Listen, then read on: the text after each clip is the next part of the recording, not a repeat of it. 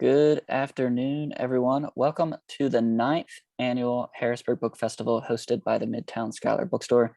My name is Alex. I'm with the festival, and as always, I am live in Harrisburg, Pennsylvania at the bookstore for our virtual events.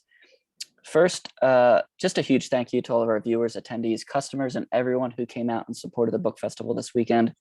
Though this year continued to provide numerous challenges and difficulties, it was wonderful to see you all in person or chat with you via Zoom for these events. Before we get started this afternoon, though, I must give a special thank you to our sponsors for this year's festival. Of course, they are Messiah University School of Arts, Culture, and Society, Bowers Writers House at Elizabethtown College, Susquehanna University Department of English and Creative Writing, WITF, and AAUW Harrisburg. The book festival would not be possible without their support, and they have demonstrated their commitment to and support of reading and the literary arts. So once again, thank you to our sponsors. But at this time, I'd like to introduce our speakers here this afternoon. Our interviewer is Dr. Todd Allen. Todd is the Vice President for Diversity Affairs at Messiah University. He received his BA in Communication from Geneva College in '91, an MA in Rhetorical Studies from the University of Akron in 1995, and a PhD in Rhetorical Studies from Duquesne University in 2009. In 2002, he founded the Common Ground Project, a community-based nonprofit dedicated to providing an understanding of the civil rights movement. For the past 20 years, in partnership with the PNC Foundation, Dr. Allen has led the Returning to the Roots of Civil Rights bus tour, an educational tour which visits many of the key Southern sites of the civil rights movement. Of course, our featured author this evening is Howard W. French. A two-time Pulitzer nominee, Howard is a professor of journalism at Columbia University and former New York Times bureau chief in the Caribbean and Central America, West and Central Africa, Tokyo, and Shanghai. The author of 5 books, French lives in New York City. Of course, his new book that we are here for this evening, here it is. It's titled Born in Blackness, Africa, Africans, and the Making of the Modern World, 1471 to the Second World War. I've got to read just one blurb. This one's from Kirkus Reviews, who writes, quote, "This meticulously researched book eloquently debunks conventional understanding of European conquest, a fascinating retelling of modern history that restores Africa to its rightful place," end quote. Some quick housekeeping. If you have a question for Howard, please use the Q&A button towards the bottom of the screen. It's below our faces here. We'd love to hear from you, so ask away at any point, and we'll try to get to as many questions as possible towards the end of the program. And lastly, most importantly, if you're interested in purchasing a copy of Born in Blackness, hear it again, we'd love for you to purchase it through the Midtown Scholar Bookstore. Once again, that is the #1 way to support the festival, this event series, and the bookstore. For all of our festival books, we are offering free media mail shipping with discount code HBG Bookfest. So look in the chat room in just a moment, and I'll provide a link there for you, or simply head to hbgbookfest.com. But now, without further ado, the Harrisburg Book Festival presents Howard French and Todd Allen. Thank you, Alex. Good evening, Howard. And what an honor and a privilege it is to sit in a conversation with you. I come to Born into Blackness through the lens of a former communication professor with an interest in narrative, but also as an amateur historian who lives out this passion by leading tours to sites of the civil rights movement. Taken together, I was really fascinated by the stories in your book, the stories that we tell about our past, how these stories influence the present and the future. I guess I would begin with, a book of this magnitude does not get written overnight. Perhaps you can begin by telling us about how or when the idea for this project came into being and what the process was like to tell such an expansive history. Thank you. Thank you, Alex, for hosting an event like this and for being a great independent bookstore, which we authors love. And thank you, Todd, for being my partner in conversation. I know that you had to rush away from a football game to make this happen in time. I'm happy that the game worked out all right for you. In terms of the process of the book, that in itself is a pretty complicated story. I mean, on one level, it's my life history. I'm a child of 2 African-American parents, but of very mixed heritage. Both sides of my family have very interesting backstories to them. And so I was aware of some of this history by virtue of that sort of via ancestry. In another sense, it comes from life experience. My father moved much of my family, not myself included, to West Africa when I was in college. And this became a sort of opening of my eyes and mind to a part of the world that I had not much previous exposure to at a very important age. And so I was visiting West Africa as a college student during summer breaks, et cetera, and then moved there after school, after I graduated, and experienced it on my own. And I guess this planted a seed way back then of a desire to want to know how Africa, and in the beginning, because I was in West Africa, how West Africa specific fit into the broader currents of world history, something that one didn't hear much about in the ordinary course of a kind of normal American education. The third I'm just going to cite 4 layers or pieces here. The third piece had to do with career direction. So I became eventually a journalist and a correspondent for the New York Times, and I was sent to a variety of places around the Atlantic Rim. I covered, I'm from the United States, of course. I had worked at 2 different periods in West and Central Africa. I covered the Caribbean and Central America, as the introduction suggested, but also part of Northern South America. And so there was a kind of broadening awareness 20 years before I set out to write this book about the ways in which the bits of history that I was being exposed to in these various places kind of came together and was intertwined. And then the final piece had to do with more than a decade's experience covering East Asia for the New York Times, living in China and living in Japan, actually the reverse order, living in Japan and then living in China, and also visiting the Koreas quite a bit. And, I wrote books about these experiences as well, but kind of being confronted with a pregnant historical question that one encounters in that part of the world about how it is or how it was that the West, with what can seem like much shallower roots in terms of antiquity and civilization, had come to be preeminent in the very recent past, and trying to wrestle with what the factors were that led to the West's success, and to understand from the perspective of East Asians, what does this mean for them and how much of this was predetermined. And so I stewed all of that together and sort of worked on it in the background of many other things that I have been doing over the years, including writing other books unrelated in any direct sense to this present book. But most of all, I guess, just doing a tremendous amount of reading and returning to these questions over and over and reflecting upon them until I felt like I had a coherent enough narrative to try to wrestle into shape. You say that, quote, most of what is written here does not consist of freshly discovered information. The facts have been silenced or repeatedly swept into dark corners. I wonder if you could explain for us what you mean by that the facts have been silenced or repeatedly swept into dark corners.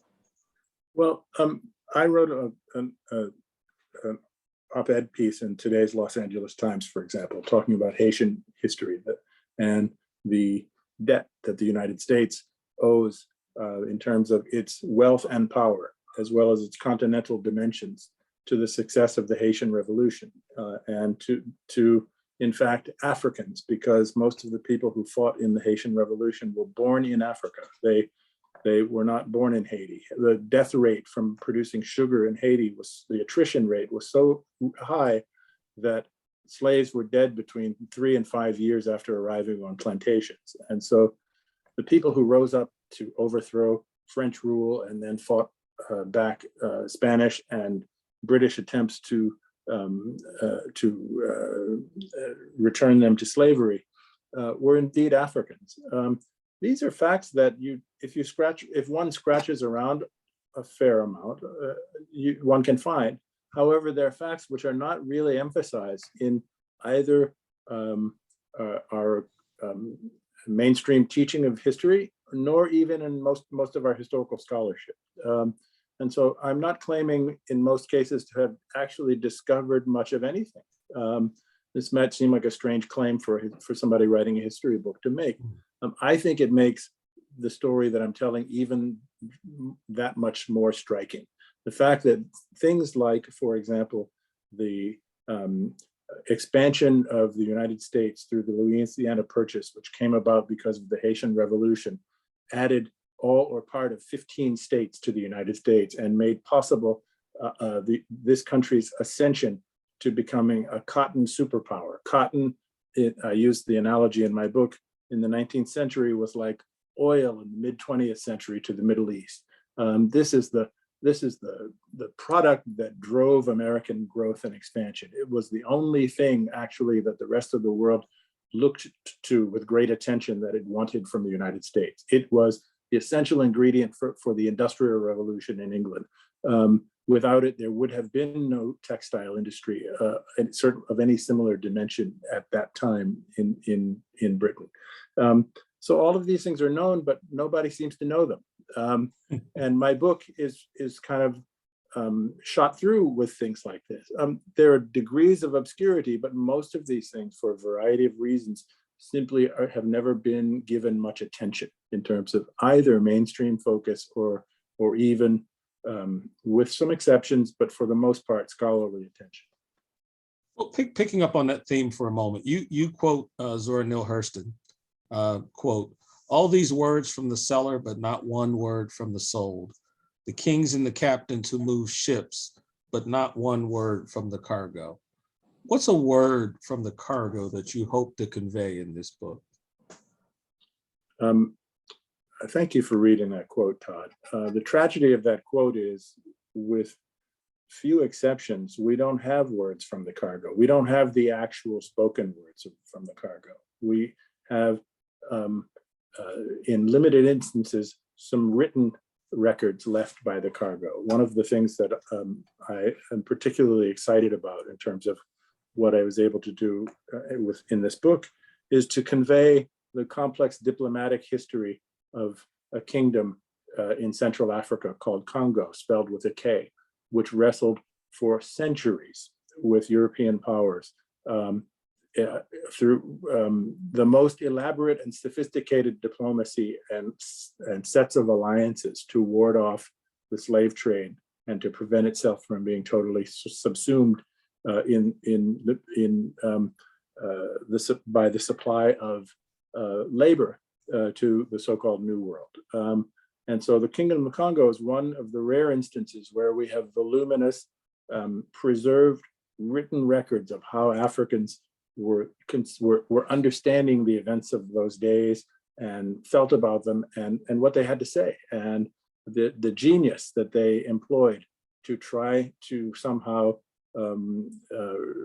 remain whole in the face of the onslaught of slavery. But in general, the Zora Neale Hurston quote that you read points to the fact that we don't have many of the words, tragically speaking, of the cargo. And so that made it all the more important for me to write a book like this, where even though I can't claim to capture something that doesn't exist, I can recreate the events that transpired in this tragic history and invite readers to try to put themselves in the shoes of Africans and of people of African descent, to try at least to imagine what the playing out of these forces meant in their lives and what this tragedy wrought for them.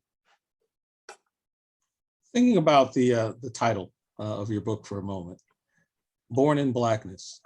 Reading this through this text, I just get the feeling that there are many and varied meanings of that title. I wonder if you want to unpack any of those for us. I have mixed feelings about your question, not Okay. to sound pretentious about this, Yeah. but one is tempted to say, I feel a little bit like an artist being asked to explain what does his art really mean. However, I understand the question and I sympathize with the question, and I've thought a lot about the question. And so I'm going to just entertain two among several possible meanings of the title. And I don't think this exhausts the possibilities at all. The first one, and what I think is the most obvious, is that sort of almost stated explicitly in the title, if you read it with the subtitle, that the modern world was born as a result of Europe's contacts with and engagement with and ultimately exploitation of Africa. And I think I make a very cogent and powerful argument on behalf of that statement. And I don't think most people have ever allowed themselves the possibility of thinking that this could be true. I think I've made a convincing case of it. Okay, so born of blackness means that at one level. Born of blackness might mean at another level. You know, blackness, whether rightly or wrongly, pleasantly or unpleasantly, actually mostly unpleasantly, mostly unfairly, we connote with bad things, okay? Black is negative. I don't mean black, our existence as Black people. I mean the color black is connoted in our language with negative things. And by the way, I've traveled all over the world and noted, have always startled to see how this gets translated through other societies. And there's a remarkable consistency where Black has a negative connotation in many, many, many places. Anyway, so born in blackness in this sense could perhaps be interpreted as born in evil, that the wonders of our modern lives have an origin in the most awful things. This has nothing to do with, this is not an allusion to the black skin of the people who were exploited, but to the blackness of the acts that allowed them to be exploited. I was recently in Montgomery at the Equal Justice Initiative Legacy Museum. And one of the exhibits, there's so many that just stop you cold, but one was talking about the Middle Passage and actually those lives that were lost in the midst of the passage. As you say, it's well documented, well known that roughly 12 million Africans survived shipment. But you suggest that the impact on the continent was even greater than what we know. I wonder if you could help us explore that a little bit. Sure. So I think it's an incontrovertible fact that the impact on the continent was immeasurably greater than 12.5 million people, which is the most common number we are given for enslaved peoples who arrived on the shores of the Americas, meaning everything from Canada to the southern tip of South America, right? And so at the first swipe at your question, one must consider, as you suggested, so how many people didn't survive the Middle Passage, right? If 12.5 million people survived the Middle Passage, and we know that there was a high mortality rate at sea, that means already that some significant number of other millions of people, and the estimates vary, but are all considerable, also were lost to the continent of Africa. Now, add to that the fact that a further large percentage of people died before they ever got onto ships in Africa when they were being marched from places very often far in the interior to the coast to enter into the slave trade. And I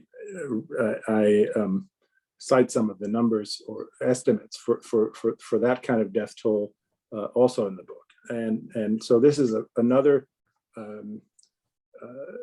quite substantial percentage of the 12.5 million people. So add the numbers who died at sea, add the numbers who died being marched to the shore in Africa before they got aboard any ships.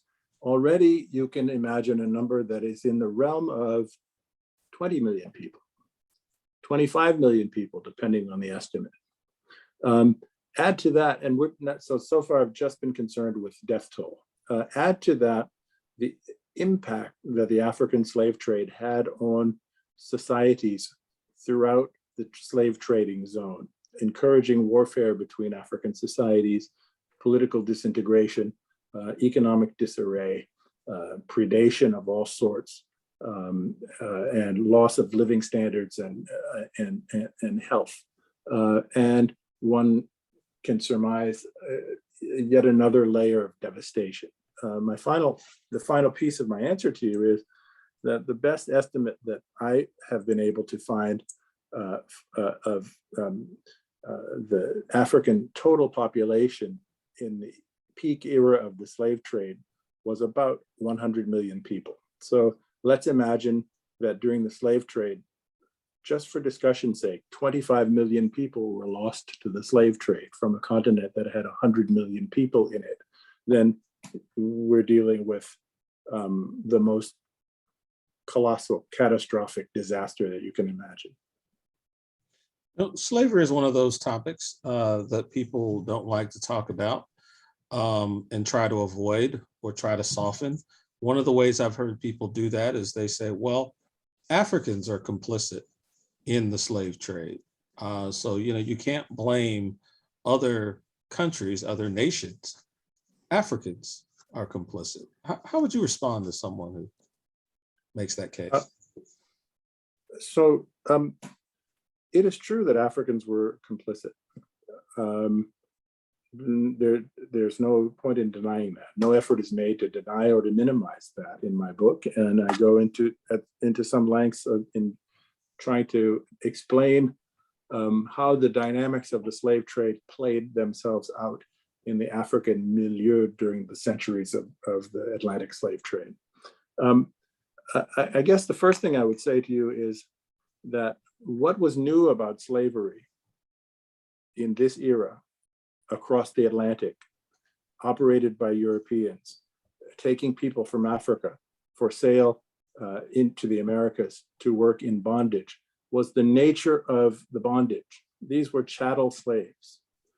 Chattel slavery was an innovation in human history that had never been operated on that scale ever before. Chattel slavery did not exist in an African milieu prior to this. Indeed, didn't exist in Africa during the transatlantic slave trade. There was slavery in Africa before any white people arrived, just as there was slavery in every other part of the world, in every civilization, bar none, at one point in time or another prior to this era. The innovation was chattel, and chattel is a word that derives from the exact same root as cattle. And cattle, as we all understand, are beasts of burden who have no rights. Their rights are totally assumed by their owners, including the right to their children, their offspring. And so this was a completely new institution, innovation in kind, and a totally new development in scale in human history. And the Africans who were selling slaves into this system did so for a complicated variety of reasons. And we could have an hour-long discussion about how this played. We could have a several-hour-long discussion about the dynamics of the African political economy in this period, and how that contributed to the sale of people into slavery. But Africans who were selling slaves to white people had no picture of what kind of service these people were going to be put to in the New World. They had no picture of the notion that white people had of Africans, that Africans are all just one race. Africans, never having been to the New World, or except in the rarest of exceptions, never having returned to Africa from the New World, had no notion about the nature of the project, had no notion of the fact that if they collaborated with Europeans in the selling of slaves today, then the Europeans were just as likely to turn on them the next day to turn them into chattel as they were with the neighboring country or civilization. And so this lack of having a big synthetic picture of the nature of the project helped disarm African societies in terms of coming up with a notion of the urgency of the need to stand together and to fight against this practice. I was listening to a conversation of yours a while back, You talked about coffee shops. I think it might have been in Great Britain. Mm-hmm. But one of the things you said there, an important part of being a citizen is the ability to have an informed conversation about topics that matter. How do you see this book contributing to that informed historical perspective, that informed conversation?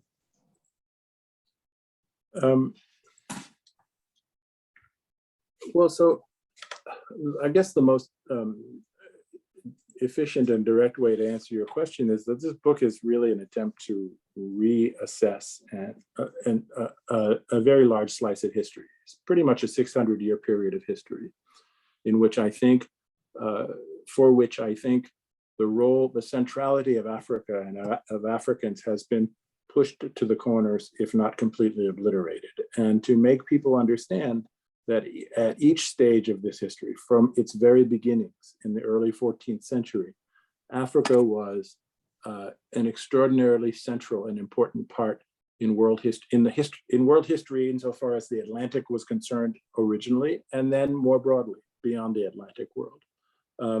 And so telling a story that traverses 600 years of history, it obviously must involve a very highly varied geography and lots of different slices. And so I have to keep coming back at this story with different slices aimed at different pieces of this fabric and telling people how, for example, Central African kingdoms made alliances with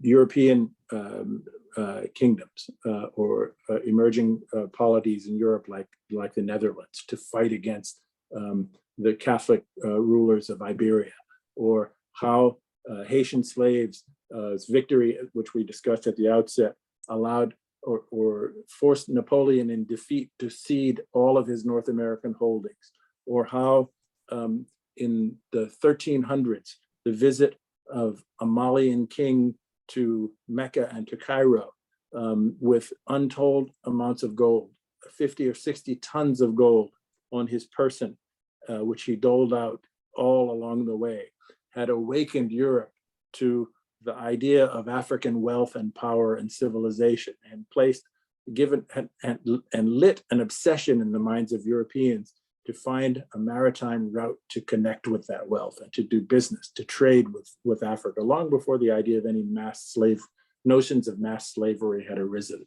The book is filled with these sorts of things, one after another, each of which is meant, or maybe not each of which is, that's perhaps not the best way to say it, the collective effect of which is meant to say to the reader, there's a lot of stuff that had simply never dawned on you, that has never crossed your mind space, which conditions in fundamental and powerful ways our shared history, and you need to pause. You need to drop all of your preconceived notions and think about this stuff freshly. Think about it anew. Challenge yourself. I've got plenty more questions I want to ask, but people are really starting to populate the chat here. So I'm going to start with a question from Richard. And he asks, why do you start in 1471 and end in World War II? I started 1471 because, as I've just alluded to, in the 14th century, meaning in the 1300s, when this African king from the Empire of Mali arrived in Cairo and Mecca with all of the gold that I talked about, the Portuguese, which was a new kingdom then, began to obsess with finding a route to African wealth. And so this kicks off the age of exploration. We don't learn this in school. We think the age of exploration started because the Iberians were obsessed with finding a way to Asia. The Iberians were in fact obsessed in the beginning with finding a way to West Africa that didn't involve being eaten by sea demons or falling off the edge of the ocean. And they wanted to get to West Africa because they knew from this king, whose name was Mansa Musa, they knew from his story, his arrival in Cairo, which depressed the price of gold in world markets for over 10 years because he distributed so much of the metal. They knew that this could transform their circumstances. And 1471 is the year when the Portuguese finally found a spot in West Africa where abundant supplies of that gold in quantities that were corresponded to the notion of the amplitude of wealth that this Mansa Musa's kingdom possessed. This was the first time that they found it. So 1471 was the proof of concept. In the 1300s, the Europeans we've got to get to Africa. In the 1400s, it finally, after decades of trying, in 1471, they show up in a place called Elmina in present-day Ghana, and they discover an extraordinarily rich source of gold. And so this kicks off a number of truly world historical changing events. And so that's the first sort of place mark in the history of this book. And the book closes at the end of the Second World War, because the end of the Second World War, roughly speaking, is the time when African Americans begin to emerge from the through the second Great Migration out of Jim Crow and into other parts of the country, out of the Deep South into other parts of the country, where their social and political disposition begins to change, and their sense of bondage through things like sharecropping is broken. Sally asked the question, in your opinion, what were the most impactful exports from Africa to the rest of the world? Human beings. I can answer that in a number of ways, but the short answer is simple. So gold kicked all of this off, and for roughly 100 years after Elmina was discovered, gold was the most important thing Europeans were getting out of Africa. But beginning in the early 1500s, the Portuguese began to experiment with sugar production in a place called Sao Tome, an island off of Central Africa that was uninhabited. They took slaves from the African continent and put them to work in the volcanic soil of Sao Tome. And then at the beginning of the 16th century, the Portuguese discovered Brazil, and the plantation production of sugar through chattel slavery, which I described earlier, crosses the Atlantic into Brazil.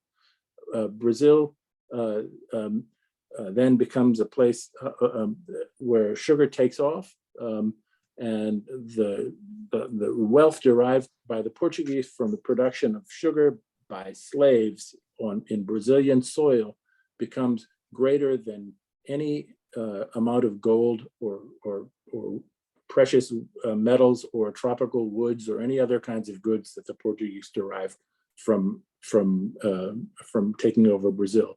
In the 1630s, the same thing happens with regard to the British.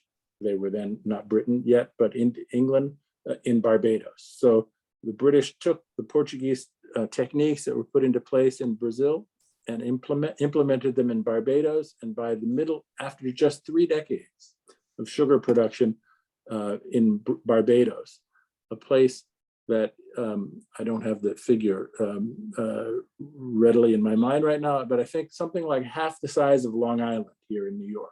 A tiny little island, Barbados, was producing more wealth for England via slave labor, growing sugar, than all of the silver that Spain extracted from Mexico. And so the greatest product, quote unquote, that the Europeans obtained from Africa was human life trained via slavery to the purpose of agricultural production, and most of all, in the early half of the slave experience, the transatlantic slave experience, that meant sugar. Nate asked, can you talk about some of the bigger, perhaps more popular historical myths about Africa that you helped dispel in this book? The myths about Africa are so numerous that I'm not really sure where to begin. I mean, I guess the most pervasive myth about Africa is that Africa is a place with no civilization. This isn't such a deliberate particular focus in my book. That's such a ridiculous idea. I don't have to spend a whole lot of time trying to dispense with it. However, I give lengthy accounts of very sophisticated political systems in Africa, kingdoms and empires, dealing with other parts of the world on the basis of equality and with ambition here and there in Africa, including starting with Mali, the place where Mansa Musa, the ruler who went to Cairo and Mecca with all of the gold, his predecessor,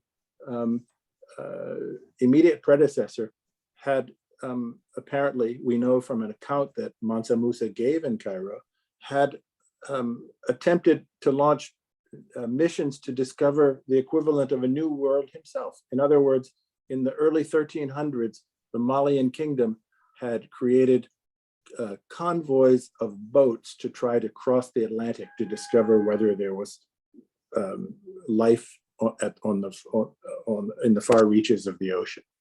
These two missions, if they existed, we only know about them from a recorded contemporary oral account by the governor of Cairo. But if they existed, show in the 1300s, West Africans had ambitions that matched or exceeded those of Europeans in terms of their imagination and their reach.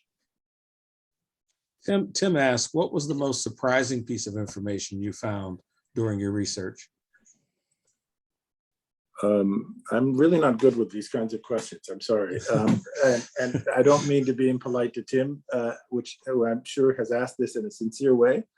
But the beautiful thing about doing this kind of work is that you immerse yourself in information to an extent that it just becomes totally engrossing. And once it becomes engrossing, becomes enthralling. And the things that you learn. So the first reason somebody like me undertakes a project like this is to learn. And the number of things that I learned by virtue of archival research and reading an ungodly number of books and thinking about these sorts of things and comparing accounts written by Portuguese, from 500 years ago, or Mamluks in Egypt from 600, 700 years ago. It's just astounding. I mean, to fish out of a well like that, the one thing that was most surprising becomes very difficult to me. I guess maybe the most surprising thing, this might not satisfy Tim's question, but the most surprising thing to me, and one of the reasons why writing the book became so important, why this project gained such a purchase on me, is that so little of this history is known, that so few people have any idea of any piece. You open the book and read just a chapter randomly, and I guarantee you that most readers will, if they have any idea of what I'm talking about, have only the foggiest and most incomplete idea. In a similar way, Jessica asked, then what was the most difficult part about writing this book? Okay. So this is a little bit easier for me to approach, although I'm not a most this or that person with questions. I'm really not good at that. But the challenge of writing this book was having decided to treat such a large slice of time, historically speaking, how to not skimp on the details, which are so astounding and so powerful, and to nonetheless sustain the reader's interest. And that, in some ways, a challenge every writer faces. How to sustain, every writer of nonfiction faces a challenge, how to marshal the facts and sustain the reader's interest. But I faced a particularly acute version of that challenge because the slice of history that I have taken on is so broad, 6 centuries plus, and because the details of this history are going to be so unfamiliar to so many of the readers, just on the face of it. So I have Civil War history, I have Independence War history, I have the history of the 7 Years' War, I have the history of industrialization, I have the history of the Age of Exploration, I have the history of West African late medieval kingdoms, I have the history of the Atlantic slave trade, I have the history of the colonization of Brazil and of Mexico, I have the history of chattel slavery, of the sugar industry, I have the history of cotton, I have So in other words, so many compartments in this book involving seemingly discrete parts of history about which specialists spend their entire careers writing one book after another on just one piece of this history. And I've got to take it all and make sense of it all and not skimp on the facts and be rigorous in my documentation and not leave any loose ends and not make any stupid mistakes and leave myself open to bad faith challenges and still tell a story that is compelling and that pulls the reader along and makes the reader feel rewarded at the simplest level of reading experience and not just of learning. And so I guess that was the big challenge. We're all well aware of the debates regarding teaching a more complete and complex history. Melvin asks, what is the best strategy, or what's a strategy you might suggest for educating Americans about Africa?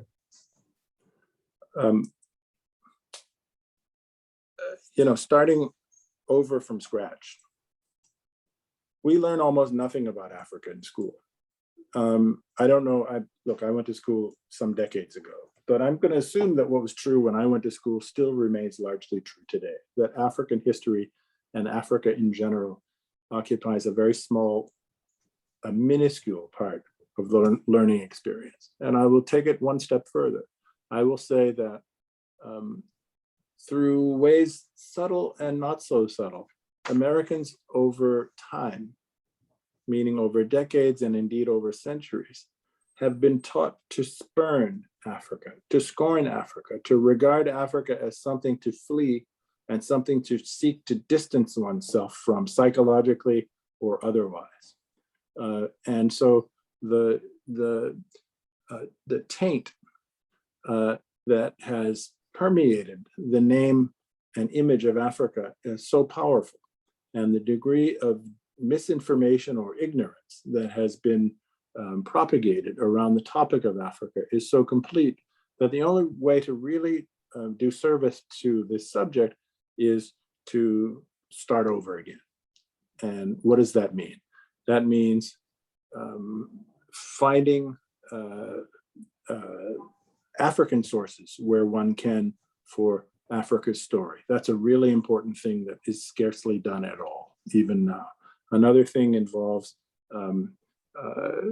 even though I've written a book for the general readership, I invite readers to look for primary scholarship on Africa if you really wish to learn about Africa. Meaning, once you've read a book like mine and you don't necessarily believe everything I've said or you feel challenged by it, follow up. Read in African history deeply from people who have spent their entire careers studying African history and writing about this in a scholarly, in a learned way, and you'll profit from it. In general, if you go to a bookstore, no slight intended for this present bookstore, but I've been to a lot of bookstores, and bookstores in general, if you can find a section in a bookstore on African history, you're lucky. They generally don't exist, and if they do exist, they are puny. And so to inform oneself about Africa in today's world takes work. If you have a sincere desire to learn about Africa, you can do it, but it takes motivation and it takes work. And you should go for primary sources from Africans. You should, take an account like mine, read the bibliography, go through the footnotes, and look for the scholarship that underpinned the work and follow up. And that will take you a long way. Jason asked this question. What's the main takeaway you hope people come away with after reading your book? One of the big takeaways of this book is that the story we have been told about Western success is a chauvinistic story. It's an essentialist story. We have been led to believe by people of bad will and people of goodwill, both, that the West, meaning white people from Europe, have been successful because there's something special about them, that there's something essential to them. And the message of this book is that the West was successful because of a variety of coincidences, the biggest of which involve a collision, if you will, with the African continent at a very propitious moment in time, which led to the West being able to capitalize on African resources, first gold and then human labor, in ways that propelled the West to a period of to a position of ascendancy in world affairs that has lasted to the present. This and not various other things we have been told about, Judeo-Christian values, or the Protestant work ethic, or the scientific method, or the Enlightenment, or various other cultural notions that permeate our own image of ourselves. It is this collision with Africa, more than any of those things, that set these continents in motion in the ways that led to Western ascendancy and to African disaster. Alex is going to be coming back here shortly, but he told me I can ask one more question that I have. Okay. Sure. You said at the beginning that part of this is a very personal book for you, and I know in reading of your journeys, I hear a lot of the personal journeys contained within, and just the power of being in the places and spaces where such history happened. I wonder if you could maybe share one personal journey that you mentioned, or maybe it didn't make it into this book, that has just again influenced and informed your thinking on this subject. Well, there are a lot of biographical accidents in everyone's life.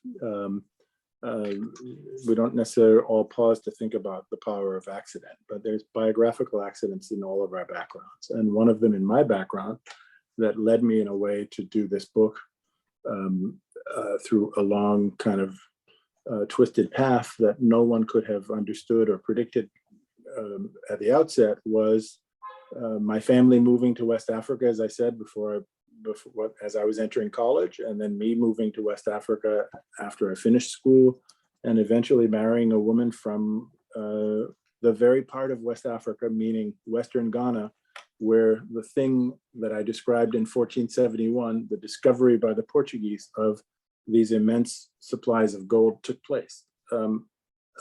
This is just like a kind of an amazing thing in my life. Like you can't plan for this. I didn't think, way back then that one day, I didn't even know that the gold came from so close by. I knew that Ghana used to be called the Gold Coast and that Ghana was an important supplier of gold, but the Elmina Castle, so to speak, the fort that the Portuguese began building in the 1480s to protect its hold on the gold supply. Back then, when I discovered Ghana, was known only as a slave trading fort. So it's not only Europeans or Americans that can misconstrue African history. The Ghanaians themselves had stopped emphasizing the fact that this fort was created with roots in the gold trade and not in the slave trade. And so this is just an example of an accident, of my physical exposure to a geography and to peoples that led me on the path of this story in ways that I could never have kind of imagined or certainly predicted. Well, I personally want to thank you for this volume. Again, a very compelling and thorough read. I enjoyed it. I enjoyed this conversation. I don't know what the future holds for you, but I'm going to put in a little plug and say that I can't wait to read more about Brownland. Okay. Well, you might be lucky. You might be lucky because Brownland is the place where my ancestors had been enslaved in ways that were very similar to the treatment by Thomas Jefferson of his slaves, and where one of my maternal ancestors was the offspring of the governor of the state of Virginia and a friend of Thomas Jefferson named James Barber. He impregnated one of his slave property, and that woman is my ancestor, and some of the land that woman's family eventually came to own is still in my family, And this means a tremendous amount to me. And I speak about this at the end of my book. And since Todd says he would love to read more about it, I can share with you that the good Lord willing, I'm likely to write about this again. Awesome. Awesome. Thank you. Thank you. Okay, we've got to wrap up, but I just want to thank Howard French, Todd Allen. Thank you guys so much for this really just enlightening conversation. Again, the book is Born in Blackness. Here it is, now available in hardcover. Check out our website, midtownscholar.com, or simply look in the chat room. I provided a link there for you. Thank you to our audience members. Thank you for your questions. And Howard, I'd just like to give you the last word to the audience, if you'd like. I don't have much of a last word except to say thank you all for tuning in on Sunday afternoon. This has been a great discussion. I told Todd before we went public here that this is the first live talk that I've given about the book so far. And so it's been a great pleasure to be with you all. I thank you for your interest. I thank you, Alex, for hosting it. And Todd, you were a great conversant. Thank you for your enthusiasm. Thank you. Thank you. Everyone, have a good night.